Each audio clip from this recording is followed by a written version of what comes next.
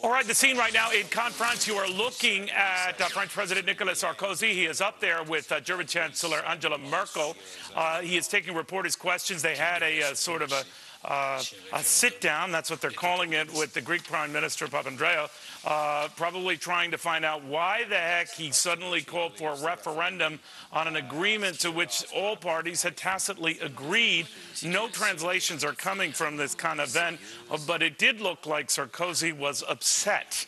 So I will just try to add with a French accent how upset, but it was something like this, and they're upset.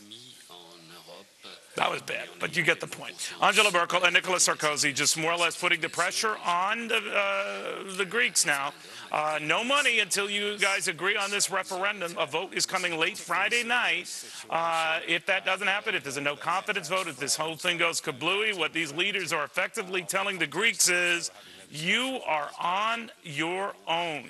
Reaction now from New York Republican Congresswoman Anne-Marie Buerkle. Congresswoman, breaking for this late-breaking news and saving yourself from any of my French interpretations.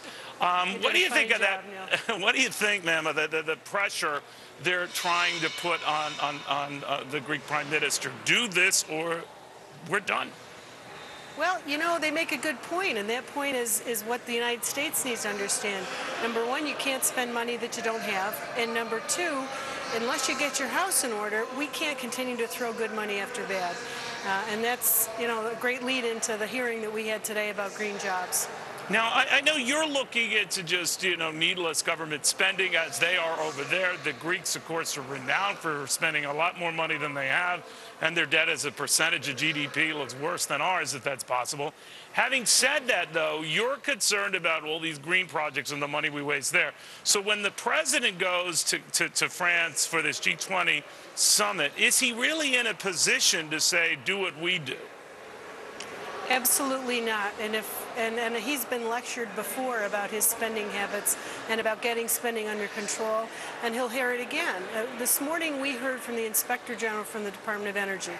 He talked about, and remember that the Department of Energy only got 4% of the stimulus. Of the $787 billion, they only got $35 billion.